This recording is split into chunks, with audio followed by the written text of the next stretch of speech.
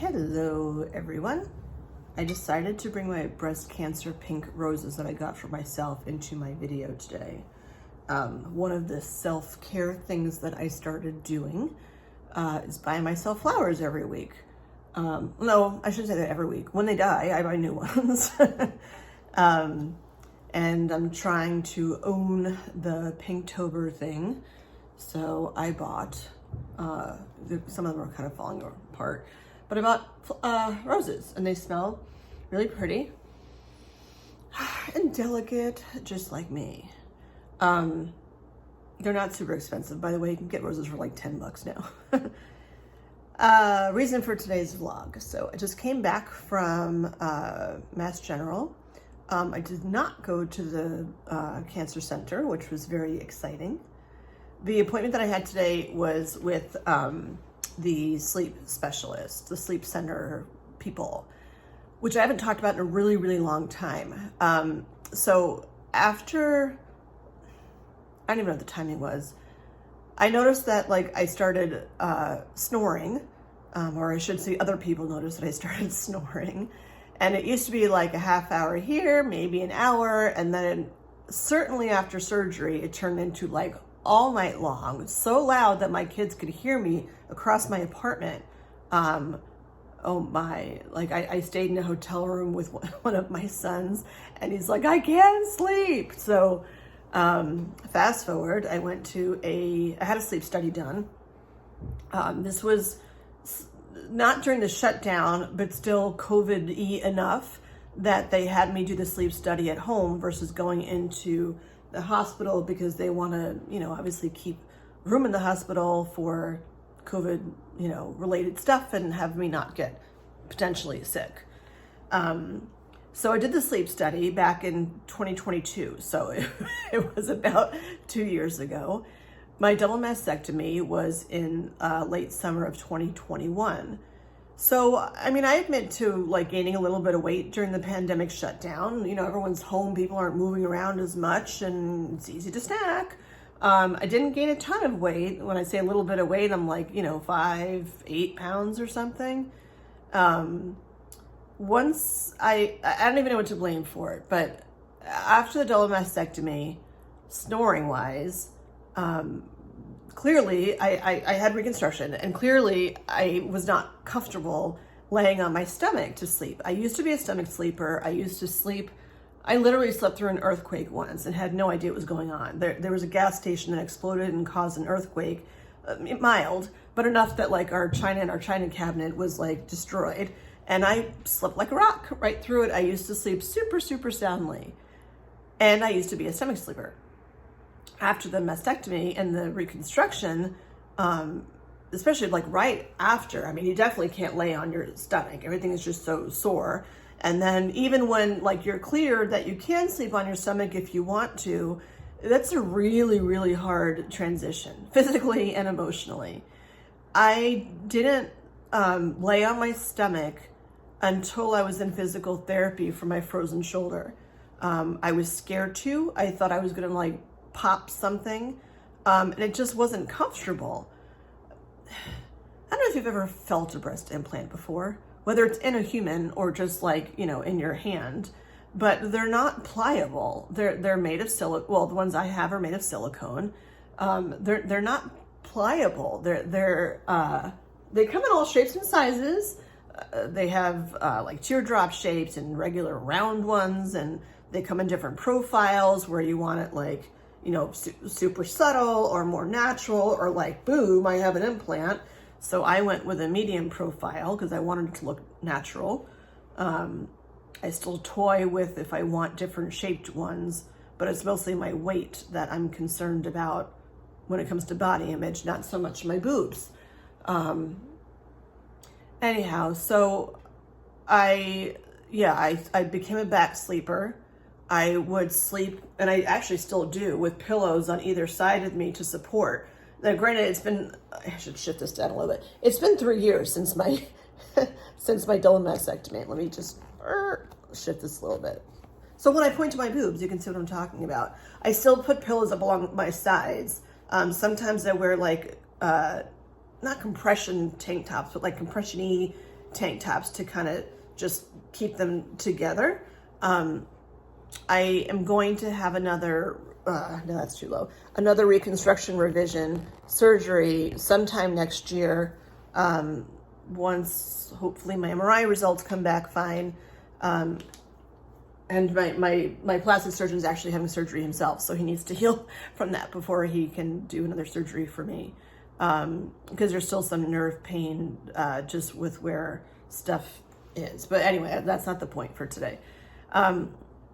It's the CPAP thing, because I would never equate like having breast cancer to anything regarding like needing a CPAP. Like, what does one have to do with the other? Well, now I know.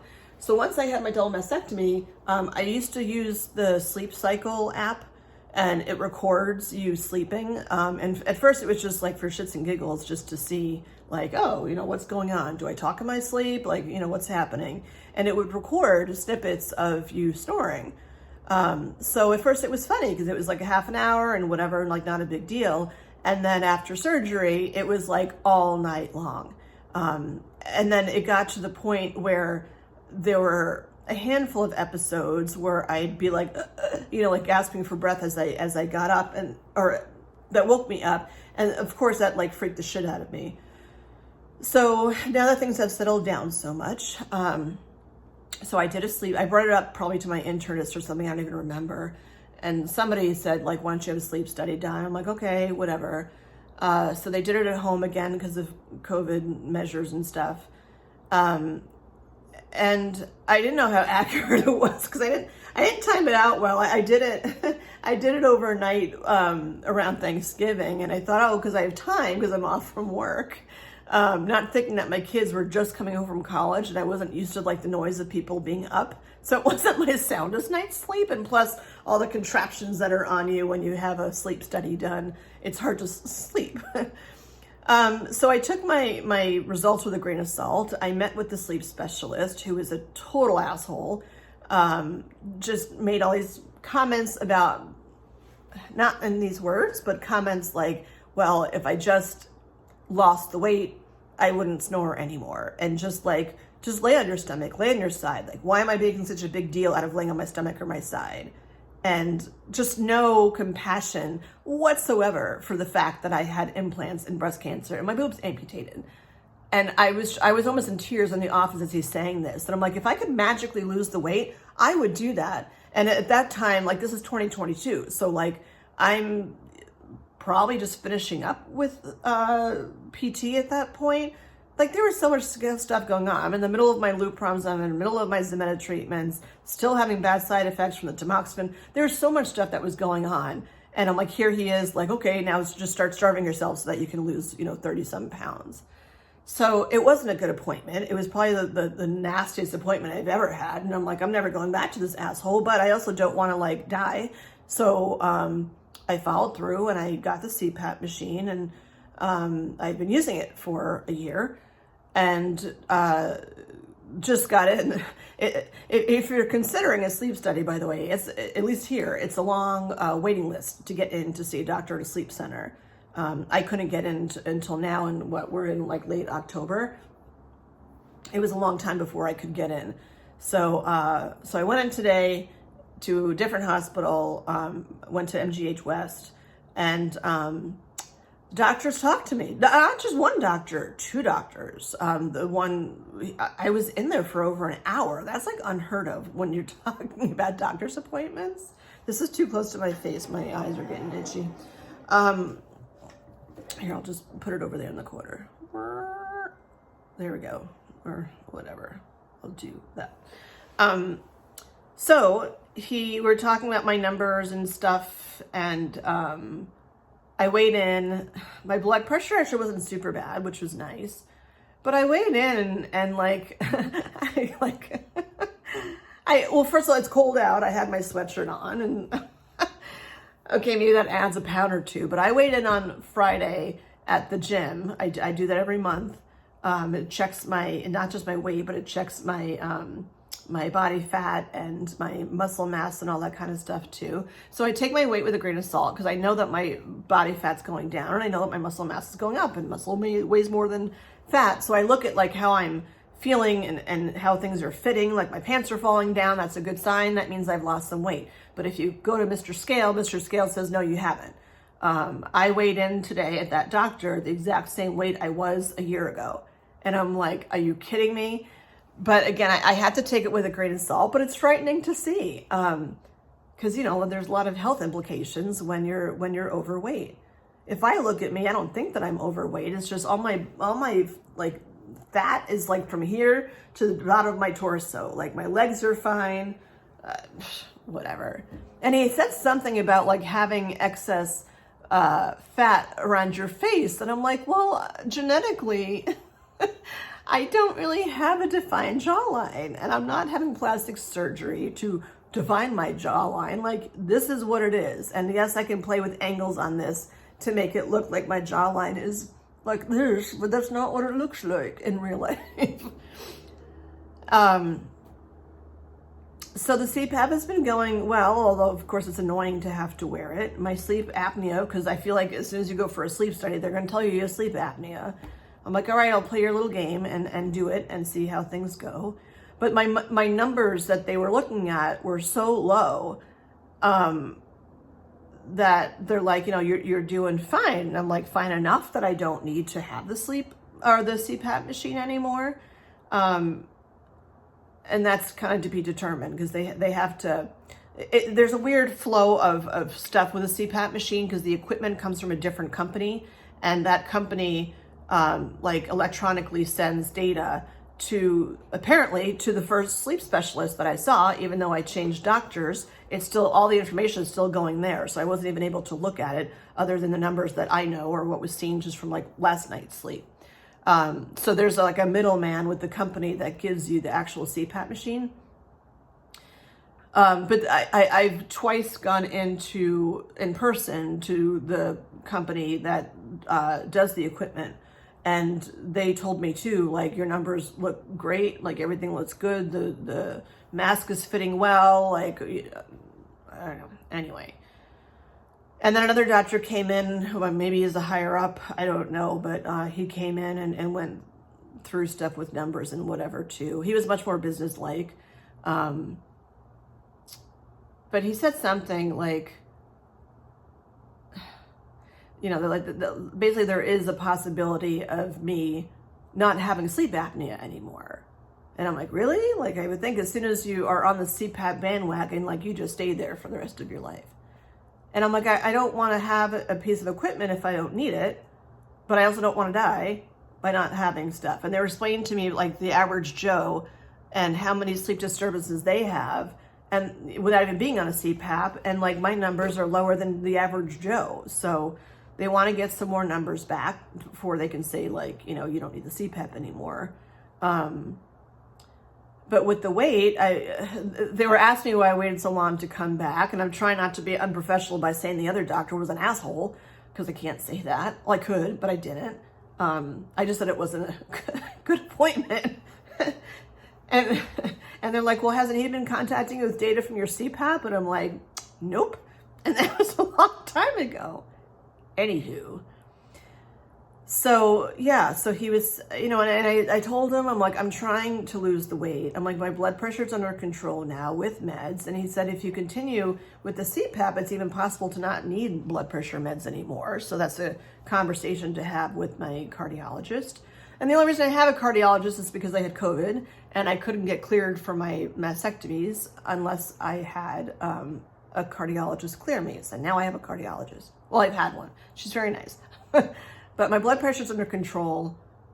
All these things, like, I'm physically getting warm as I'm saying this, even though I took my gabapentin this morning. There's all these things, like, that are getting under control. And it's like when people tell me, when doctors tell me that, like, things are going well or things are under control, my first reaction is, I don't believe you. Because I've been going through 3 years of appointments where, like, there's something up, there's something up. Really 4 years, because I had a lot of weird medical things before I was diagnosed for about a year.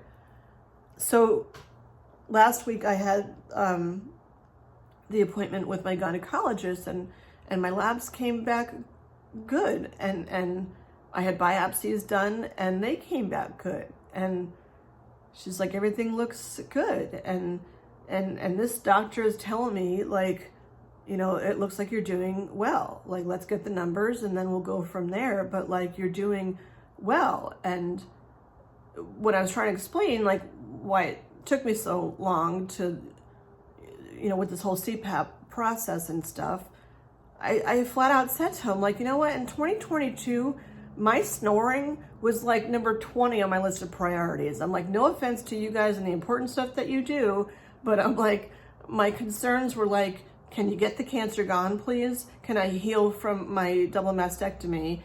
Can I deal with the freaking tamoxifen side effects, which were a lot at that point? I had frozen shoulder. I can't move my arm. Like, I can't even put my fucking hair in a ponytail because it hurts my arm. You know, I was on the Lupron. I'm on the Zometa infusions. I'm like, there's so much stuff that I'm like, this wasn't a priority for me. And like, if it was something extreme, well, what'd they do? They would give me a CPAP, which they did, you know.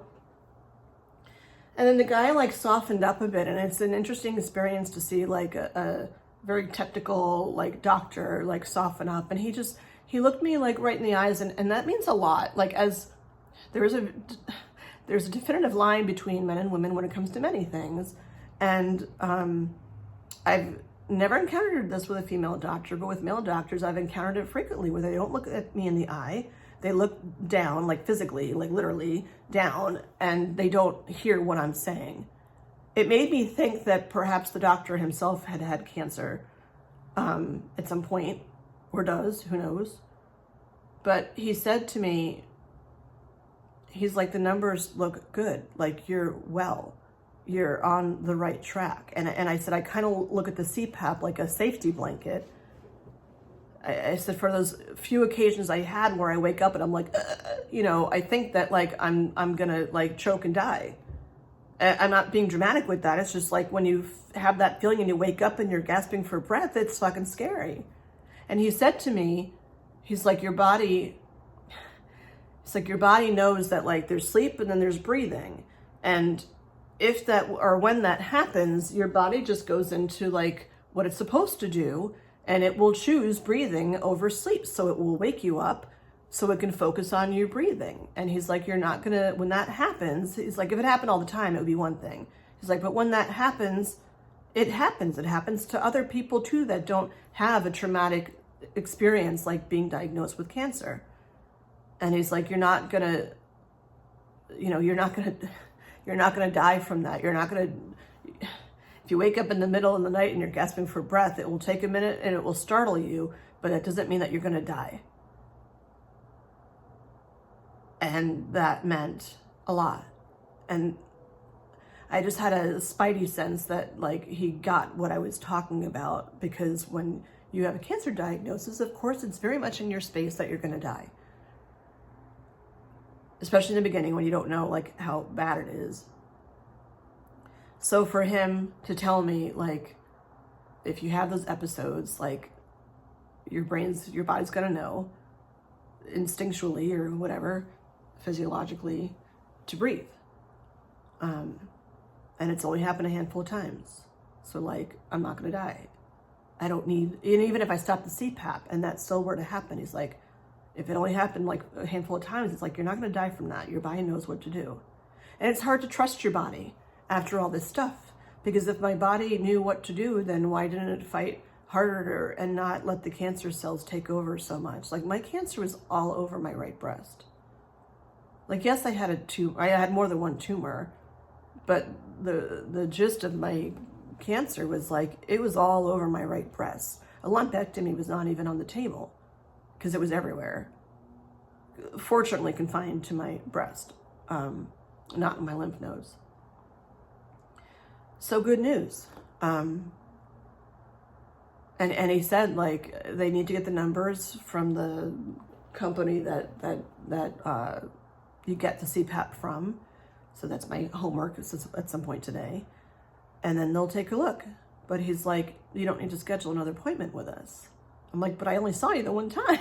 And he's like, yeah, and things are going okay. So let's get the numbers. Let's look at it. We can have a back and forth briefly on the gateway to just analyze the results. He's like, but I don't need to see you back here. It's like, unless something dramatically changes. And I'm like, what about the weight?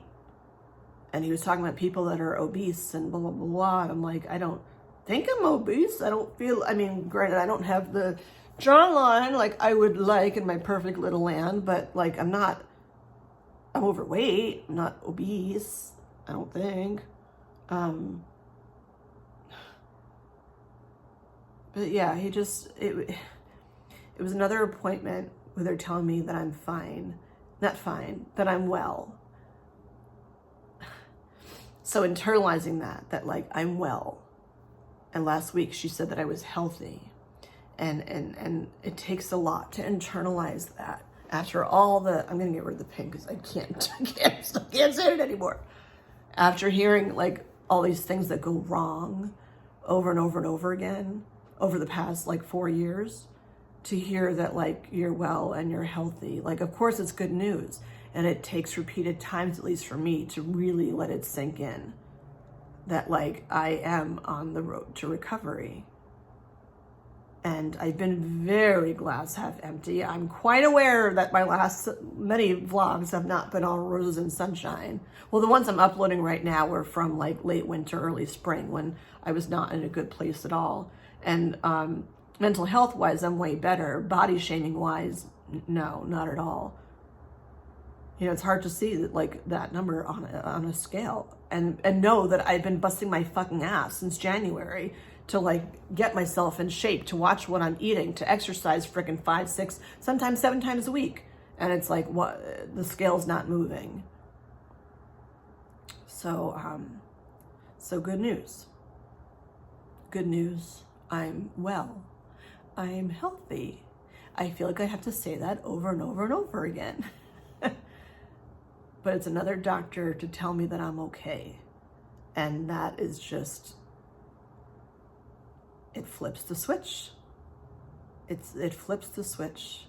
It's very hard, at least for me, to flip the switch from like everything is going to shit to like everything is getting better.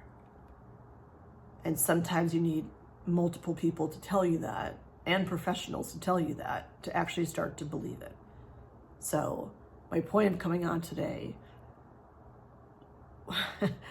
was to like portray another example of me hearing that I'm okay and that things are headed in the right direction. And I got my labs done while I was there too. That hopefully will tell me that I can go back to eating sushi. We'll see what happens. I don't know. I'll get those results back. I don't think I've ever had allergy testing done before, but I did that while I was there. It was actually nice because there was, to go to a hospital on a Monday morning is like, they're mobbed. And the lab was so mobbed. Oh my gosh. It was so busy. And I'm like, you know what? I don't mind sitting here for half an hour waiting to get in, because all I'm doing is getting allergy testing, and whatever it is, it is. I have my 2 EpiPens on me. I'm hoping never to need them. But, yeah. So, headed in the right direction.